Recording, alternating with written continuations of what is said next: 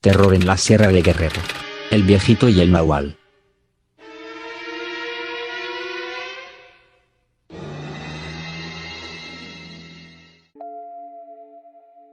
Hola gato macabro.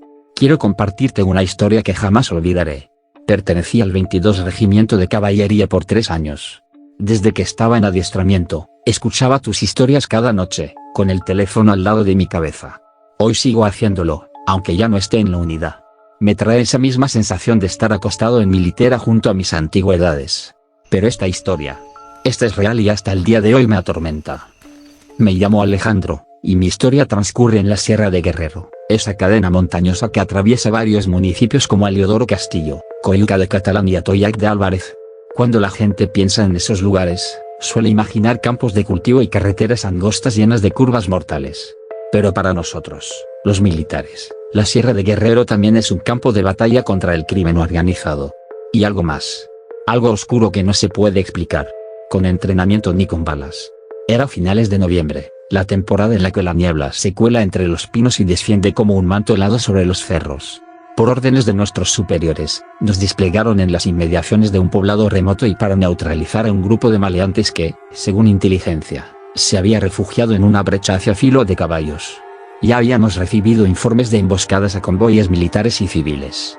Por las noches, los habitantes hablaban en susurros de hombres que se convertían en bestias, de brujos y nahuales que protegían la sierra. Y castigaban a los intrusos. Aunque muchos soldados decían que todo era un cuento de viejas, yo prefería mantener la mente alerta. Los rumores en la sierra no suelen ser del todo infundados. En mi escuadra destacaba un soldado apodado el Gafe. Era de esos tipos que parecen estar hechos de otro material. Nunca le tenía miedo a nada, ni a las balaceras, ni a la oscuridad de la selva, ni a las leyendas de brujos que los lugareños contaban a media voz. Se burlaba de todos, incluido de mí, por prestar atención a esos relatos. Puras mamadas, repetía cada vez que oía hablar de nahuales. O de espíritus que vagaban en la espesura. Esto es puro plomo contra plomo, aseguraba. Yo, sin embargo, no estaba tan seguro. Aquella noche, el cielo parecía más negro que nunca. Salimos de la pequeña base provisional. Un campamento improvisado entre árboles altos. Para hacer una patrulla de rutina. Nos adentramos por un sendero mal trazado, pisando el barro y esquivando raíces. Solo se escuchaba el crujir de nuestros pasos. Y el distante aullido de un perro. De pronto, vimos a un anciano caminando hacia nosotros. Llevaba un sombrero de paja roto, ropa desgarrada y un par de guaraches casi deshechos. Parecía salido de la nada. «Hijos, ¿no tienen algo de comer o de beber?», dijo con una voz áspera, mientras su mirada se clavaba en la mía. Sentí un escalofrío recorrer mi espalda. Pese a que estaba oscuro, alcanzaba a ver sus ojos vidriosos. Aún así, me conmovió su desamparo. Abrí mi mochila y saqué un pan envuelto en papel, junto a lo que quedaba de mi cantimplora con café tibio. Se lo ofrecí sin dudar. El viejo lo tomó, me miró fijamente y asintió con la cabeza, sin una sola palabra de agradecimiento. El Gafe, en cambio, se enfureció. ¿Y este pinche ruco de dónde salió? Lárguese, viejo, antes de que lo confundan con un halcón. Y luego lo empujó con la culata de su arma. El anciano no se movió. Sus hombros seguían temblando por el frío, pero había algo en su postura que me puso la piel de gallina. No reaccionó a la agresión, simplemente agachó la cabeza. Y continuó sosteniendo el pan. Hubo un silencio extraño, y luego el viento helado sopló con más fuerza, estremeciéndonos a todos. Sin embargo, seguimos adelante con la patrulla. El anciano se quedó atrás, apenas una sombra borrosa entre los árboles. A eso de las 2 de la madrugada, recibimos una emboscada. Se escucharon disparos secos. Nos dispersamos, buscando cobertura detrás de troncos y rocas. Era un fuego cruzado intensísimo. Las balas zumbaban, impactando la corteza de los árboles. Gritos y órdenes se entremezclaban en la oscuridad. La operación se volvió un caos en segundos. En medio del tiroteo, perdimos de vista al Gafe. Él solía ser el primero en responder al fuego, así que su ausencia nos inquietó. Avanzamos en formación, intentando despejar la zona. Poco a poco, el estruendo de los disparos fue mermando. Comenzamos a buscar a nuestro compañero, llamándolo por su apodo, revisando cada matorral. Cuando al fin lo encontramos, quise gritar pero sentí la garganta cerrarse. El cuerpo del Gafe yacía a pocos metros de un árbol retorcido. Sus brazos y sus piernas estaban cubiertos de cortes profundos, al punto de que en algunos lugares se vislumbraban los huesos. El cuello presentaba mordeduras terribles, como si una mandíbula inhumana lo hubiera desgarrado. Aquello no parecía obra de un arma de fuego, era algo mucho más atroz. ¿Qué diablos pasó aquí?, susurró uno de mis compañeros, pálido como un fantasma. Di unos pasos hacia el frente y entonces lo vi. A unos 15 metros entre los arbustos, se asomaba algo que, al principio, pensé que era un perro grande o un coyote. Pero cuando la luna salió, distinguí la silueta, era el anciano. Su cabello blanco y su cuerpo huesudo estaban cubiertos de tierra. Ya no llevaba ropa. Caminaba en 4 patas, como un animal. Cuando levantó la cabeza, pude ver un rostro todavía humano, con una sonrisa macabra que me revolvió el estómago. Nos miró sin parpadear, como analizándonos, y luego dio un brinco y se internó en la espesura con una agilidad endemoniada. Mis compañeros también lo vieron, lo supe por las expresiones de puro terror que compartíamos. Nadie se atrevió a seguirlo. Nos quedamos en silencio, sin querer admitir lo que acabábamos de presenciar.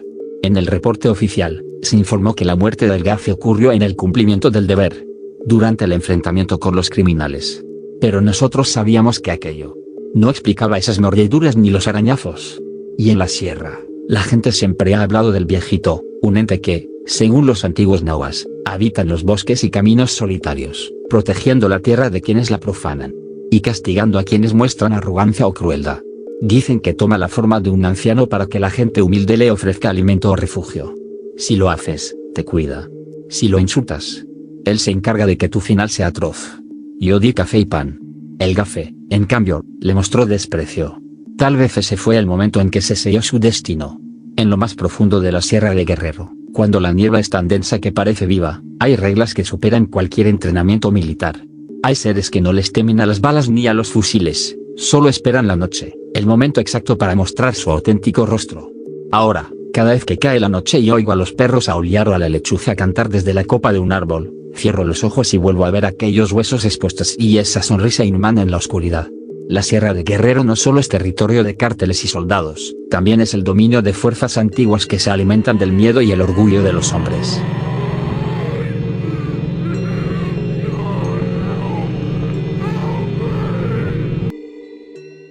Skinwalker en la estación de policía.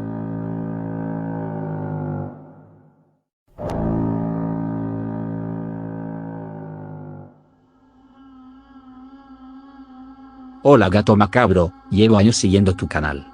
Y hoy quiero compartirte algo que me sucedió mientras trabajaba como policía en Arizona. Hasta antes de esa noche, siempre había escuchado las leyendas de los navajos sobre los skinwalkers, pero nunca les di mucho crédito. Ahora, sé muy bien que hay cosas que preferiría no haber presenciado. Era invierno y el frío en el desierto se intensificaba conforme caía la noche. El aire gélido hacía que cada sonido pareciera más fuerte y cercano, como si todo a nuestro alrededor estuviera amplificado. Recibimos un reporte desde una zona cercana a una reserva indígena. Varios vecinos afirmaban haber visto una criatura merodeando cerca de sus casas, algo que se movía a 4 patas pero que no tenía la forma de ningún animal que hubieran reconocido.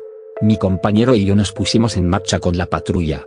A cada kilómetro que avanzábamos, la noche se hacía más opresiva y la radio comenzaba a fallar, como si la señal no quisiera llegar hasta esa parte del desierto.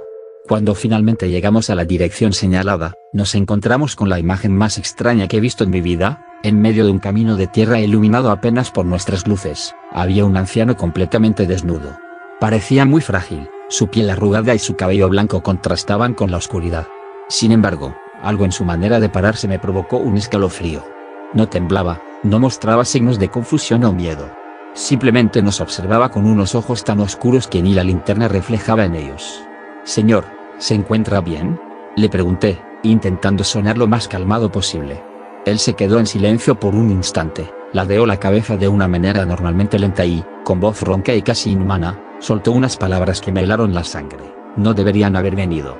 Mi compañero y yo intercambiamos miradas, sin saber qué hacer exactamente. Allí no había casas, ni vehículos, ni señales de vida alrededor, y era imposible creer que este anciano hubiera llegado caminando solo hasta ese lugar. Mi compañero, más práctico que yo, tomó la iniciativa. «Tenemos que llevarlo a la estación», dijo con seriedad. Sin oponer resistencia, aquel hombre se dejó subir a la parte trasera de la patrulla. Yo conduje de vuelta a la estación mientras mi compañero se sentaba en el asiento del copiloto, controlando cada tanto su arma y mirando hacia atrás con desconfianza.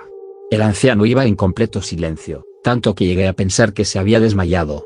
Pero estaba equivocado. A mitad del camino, El radio empezó a emitir un zumbido extraño, un chirrido que se colaba por los altavoces. Justo cuando mi compañero intentó ajustar la frecuencia, lo escuchamos, un gruñido. Venía desde el asiento trasero.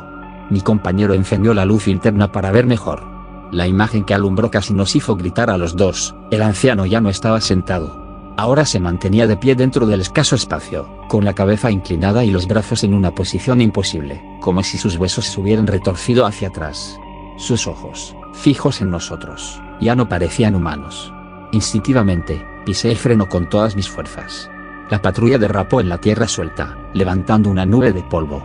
En ese instante, sentimos un impacto violento en la parte trasera del vehículo, como si algo o alguien la hubiera golpeado desde afuera. Nos giramos de inmediato, armas en mano. El anciano había desaparecido. Bajamos de la patrulla, apuntando en todas direcciones. Un silencio sobrecogedor lo envolvía todo, ni el viento, ni insectos, ni el canto de alguna ave nocturna. Solo la patrulla seguía temblando tras ese golpe. Entonces lo escuchamos otra vez, un gruñido. Mi compañero y yo seguimos el ruido y alzamos la vista. Sobre el techo de la patrulla, algo se arrastraba con movimientos ágiles.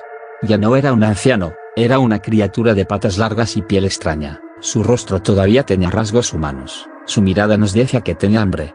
Y nosotros éramos la cena. Mi compañero no lo dudó y disparó. En un salto imposible, la criatura desapareció en la noche, jamás volvimos a verla. Contamos lo sucedido a nuestros superiores, pero nadie nos creyó. Decían que el anciano, en medio de la confusión, habría escapado a pie. Sin embargo, ambos sabíamos que lo que habíamos visto no era un hombre normal. A veces, en las largas guardias nocturnas dentro de la estación, cuando todo está en silencio, juraría escuchar de nuevo aquel gruñido en la distancia. Algunos los llaman skinwalkers. Yo solo sé que, aquella noche, nos topamos con algo que la lógica no puede explicar.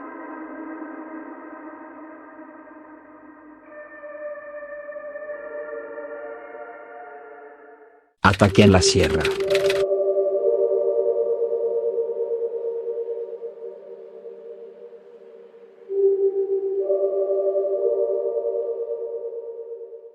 Hola, gato macabro, me llamo Miguel Cabrera y soy originario del estado de Hidalgo. Me gusta mucho tu canal porque escucho tus historias en mis guardias, y la verdad nunca pensé que algo así me pasaría a mí. Desde que era niño, siempre me habían fascinado las historias de terror, las leyendas de brujas y apariciones que cuentan en los pueblos de México. Sin embargo, jamás creí que me tocaría vivir algo tan extraño y aterrador. Hace 9 meses que me enlisté en el ejército. El mes pasado nos asignaron a un servicio en Chilpancingo, Guerrero. Recuerdo que el trayecto hacia allá fue largo y un poco abrumador, el calor parecía envolvernos desde el momento en que llegamos. Viajábamos con todo el equipo necesario, y los superiores nos habían advertido que nos preparáramos para trabajar en condiciones difíciles, ya que la zona no era del todo segura por la presencia de grupos criminales. Aún así, llegamos a la base al atardecer y comenzamos a instalarnos de inmediato para hacer nuestros rondines y guardias. No había tiempo que perder. Me tocó hacer rondín junto con Pablo y Raúl, 2 compañeros con los que ya había compartido algunas guardias. Al llegar, algunos militares de mayor antigüedad nos contaron historias inquietantes sobre la región. Decían que por las noches se escuchaban ruidos extraños en los alrededores y que, en ocasiones, los perros se quedaban mirando fijamente hacia un punto en la oscuridad, como si vieran algo que los humanos no podíamos ver. La mayoría de nosotros pensaba que eran puros cuentos para asustar a los nuevos, aunque más de uno lo decía con cierta seriedad. Aún así, Pablo, Raúl y yo decidimos no tomarlos muy en cuenta. Tal vez solo querían gastarnos una broma, o eso creíamos. La primera noche que salimos a hacer nuestro recorrido fue inquietante. Caminábamos en medio de la noche, entre terracería y árboles dispersos, con la luz de la luna como nuestra principal guía. De pronto, comenzamos a escuchar ruidos. Al inicio parecían simples susurros del viento entre el follaje, o tal vez el movimiento de algún animal pequeño. Sin embargo, conforme avanzábamos, se fueron haciendo más constantes, como si algo o alguien estuviera siguiéndonos de cerca, escondido entre la maleza. Pablo sugirió que podía tratarse de algún delincuente que estuviera espiándonos, así que intentamos comunicarnos por radio con nuestro sargento, pero ya no teníamos alcance, la señal se había perdido por completo. En ese momento, Pablo decidió que lo mejor era avisarle al sargento sobre la situación. Raúl se ofreció a regresar al campamento para informar, mientras Pablo y yo continuábamos el rondín, pero con los sentidos alerta. En apariencia no pasaba nada, pero por dentro ambos estábamos listos para cualquier ataque sorpresivo, tanto por parte de hombres armados como de animales salvajes. Aunque llevábamos pocos meses en el servicio, sabíamos que la situación en la región podía volverse peligrosa en cualquier instante. Caminamos varios minutos más, atentos a cada crujido. De repente, los ruidos cesaron, como si todo a nuestro alrededor se hubiera congelado. A pesar del silencio, no relajamos la guardia ni un segundo. Especialmente yo, ya que este era apenas mi segundo servicio y nunca antes había estado en una situación tan escalofriante. El bosque, con sus enormes árboles, nos recordaba a una escena sacada de alguna película de terror. La luna iluminaba tenuemente el camino, y el viento susurraba entre las ramas. Más adelante, cuando ya habíamos cubierto un perímetro considerable y estábamos rodeando el área para volver al campamento, nuestra radio volvió a tener alcance. Escuchamos la voz preocupada de nuestro sargento, preguntándonos qué estaba sucediendo porque habían escuchado gritos en la base, pero no encontraban nada fuera de lo normal. Le explicamos que estábamos algo lejos y que habíamos perdido la señal, por eso Raúl había regresado para avisarle. Fue entonces cuando el sargento nos soltó una noticia estremecedora. Raúl nunca regresó y no podían dar con su paradero, ni él ni ninguno de los demás soldados que estaban en la base. Pablo y yo nos miramos desconcertados. Le dijimos al sargento que revisaríamos más áreas para ver si dábamos con Raúl, pues pensábamos que tal vez había sido emboscado por criminales, o que se había perdido en el terreno. Decidimos apurar el paso de regreso al campamento, pero en ese momento volvimos a escuchar ruidos. Esta vez no eran pasos entre la maleza, sino aleteos muy fuertes, como si se tratara de un ave de gran tamaño que revoloteaba cerca de los árboles. A pesar del miedo, no nos detuvimos. Avanzamos en busca de Raúl con la esperanza de encontrarlo ileso. De pronto, tropecé con algo en el piso y alumbré con mi linterna. Era un pasamontañas verde, idéntico al que llevaba Raúl. Sentí un escalofrío recorrer mi espalda, porque sabía que él no se lo quitaría, a menos que algo grave hubiera pasado. En ese instante, los aleteos se oyeron aún más fuertes y muy cerca de nosotros. Decidimos quedarnos quietos, iluminar la zona y buscar el origen de ese sonido. Lo que vimos a continuación fue completamente increíble y aterrador. Nos acercamos lenta y silenciosamente, y distinguimos la silueta de un ave enorme, de casi 2 metros de envergadura. Era de color blanco, se parecía a una lechuza, pero todos sabemos que no existen lechuzas de ese tamaño. Al alzar más la luz, notamos que estaba picoteando algo. Al acercarnos, vimos que se trataba de Raúl, quien parecía paralizado de terror. Actuamos de inmediato, disparamos al aire para ahuyentarla. Esa criatura volteó hacia nosotros, como si estuviera sonriendo, y luego emprendió el vuelo, perdiéndose entre los árboles. Raúl sangraba abundantemente de un brazo. Lo cargamos y lo llevamos a toda prisa de vuelta al campamento, donde lo atendieron de urgencia y le hicieron curaciones. Cuando finalmente pudo hablar, nos contó que, mientras volvía a avisar al sargento, se le apareció una anciana desnuda. En el camino, esta mujer corrió hacia él y, mientras lo hacía, su cuerpo comenzó a transformarse. Frente a sus ojos se volvió esa ave gigantesca, que lo atacó varias veces antes de desaparecer. Raúl creyó que el peligro había pasado, pero la criatura regresó, y lo atacó de nuevo hasta que nosotros llegamos. Ese incidente, curiosamente, no se incluyó en el reporte oficial. Al día siguiente, nadie mencionó nada más. Solo Raúl insistía en recordar lo sucedido, pero lo hacía como quien describe una pesadilla. Parecía debatirse entre la confusión y la certeza de que aquello había sido real. Aún así, la mirada de todos reflejaba un miedo real. Desde entonces, cuando salimos de Rondín, jamás volvemos solos. Siempre vamos por lo menos 2 personas juntas, revisando cada rincón con más detenimiento. Lo que vivimos nos dejó claro que, en estos bosques puede haber algo más que solo delincuentes o animales salvajes. Hasta aquí mi historia, gato macabro. Te la comparto para que la cuentes en tu canal si gustas. Te mando saludos desde Hidalgo. Y espero que nunca tengas que toparte con algo como lo que vivió mi compañero Raúl. Nunca pensé que las leyendas que contaban mis abuelos sobre brujas que se convertían en aves enormes pudieran tener algo de verdad. Ahora, creo que hay cosas que la razón no alcanza a explicar.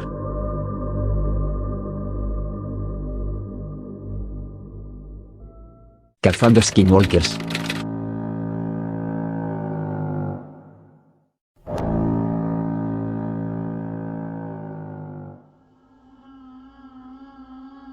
Hola, gato macabro. Quiero narrarte algo que viví junto a 3 amigos en una expedición de cacería hace un par de años, en un bosque remoto de los Estados Unidos. Hasta esa experiencia, nunca había presenciado nada que rozara lo sobrenatural. Sin embargo, lo que ocurrió aquella vez cambió por completo mi forma de pensar. Elegimos como destino una zona boscosa al norte del estado de Colorado, famosa por sus ciervos y alces. Llegamos un viernes al atardecer, con la camioneta cargada de provisiones, carpas y nuestros rifles. El paisaje era magnífico, abetos altísimos y un manto de hojas secas en el suelo, con un aire helado que anunciaba la llegada del invierno.